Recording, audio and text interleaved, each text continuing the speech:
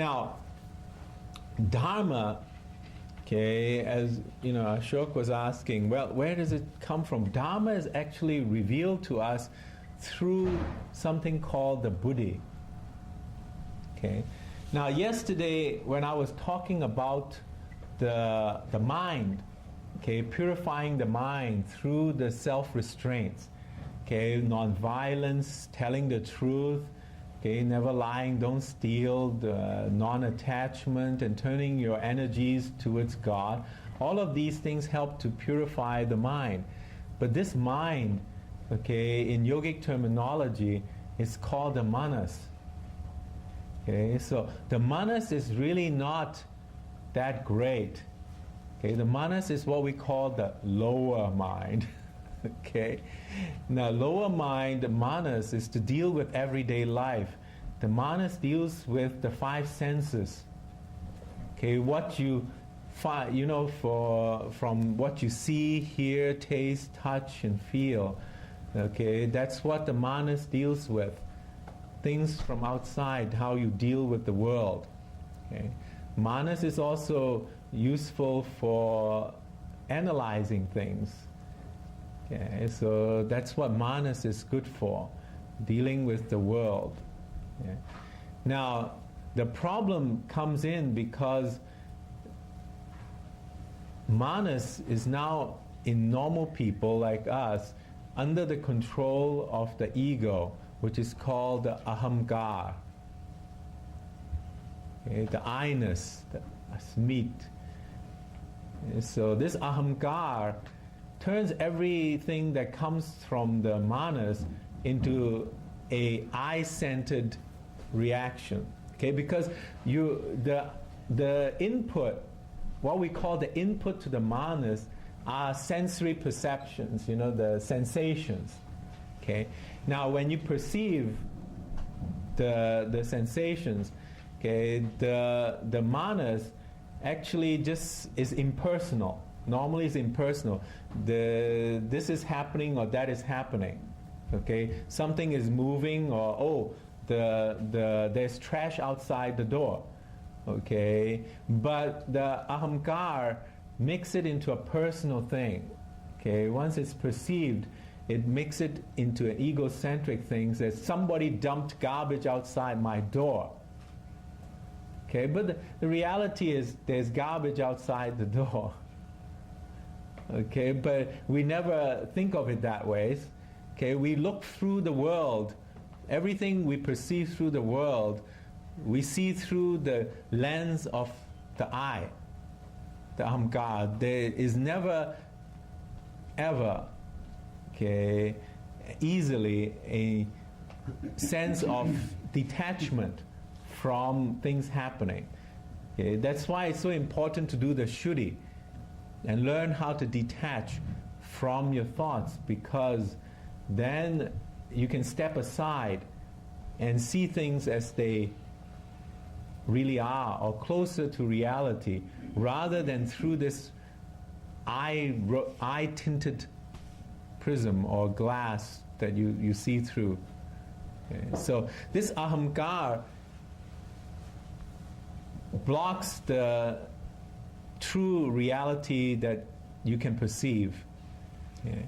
Also, it actually blocks a lot of the things we see that it doesn't want us to see, or we are told never to see. That's why, you know, when young people, they are able to see things that, you know, older people say, no, it doesn't exist, you know how it is.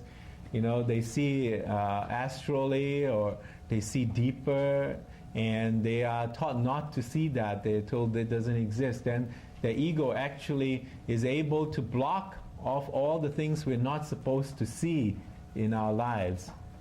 Okay, it learns, and whatever threatens it, it also blocks it. Okay, so we never see the world as it is because we have been censored. Okay, the ahamkar is a censor. So can you imagine if all the things, all the newspaper, all the articles you get in the news and stuff is all censored? You never see what truly happens. Okay, that's what the ahamkar does. Okay, from the outside. Now, on the other side of the ahamkar is the buddhi. The buddhi is called the higher mind. Okay, there's no good translation for buddhi. Okay, because some people call it the discriminatory mind, some people call it the intellect. Those are all bad English words for buddhi. They don't comprehend what buddhi really is. Buddhi is really the clear mind. Okay, it's the light of consciousness. It reflects your true self. Okay, the buddhi is like a mirror. Okay, and your true self, the light of your true self, your flame of your spirit, passes through this buddhi. Okay, and this buddhi is reflecting the true self. So this is the higher inspiration. When we say we've got inspiration, we're tapping into buddhi. Okay, so we have to be aware that our mind is not just what we think it is. It's more complicated. When we purify the manas, we are actually, what we're doing is to push the ego aside. Okay, so that we can perceive, the watcher can perceive things from the outside without the censorship of ahamkar. Okay, that's why when you practice your yoga, your Kriya Yoga, you become more sensitive to other things. You become more, you be seeing astrally, or you become more clairvoyant, or you're more sensitive to things in the spiritual realm. Okay, because you've just pushed aside the ahamkar from censoring it. All the things that the great sages say that they can see, all the visions and stuff like that, it's always there. Okay, it's just that we can't see it because we've blocked it through the censorship of the ahamkar. So the yamas clear away the obstructions, that censorship of the ahamkar. That's why it's called purifying the mind. Okay. Now, when you purify the mind using the yam, then you have a chance of getting the light from the buddhi stronger. Okay, the watcher now can see and experience through the buddhi. Okay, the ultimate aim, of course, is to bypass manas and buddhi and go directly to the true self. Okay, but it takes time. When you're united with the true self, then you achieve samadhi. Right? But you have to go step by step, and the next step after you've been able to move the ego aside slightly so that you can see the world as it is so that you can get the guidance from your true self through the buddhi. Okay. And all the practices of the niyam, what we call the observances of the niyam, is to help you to tune into the buddhi.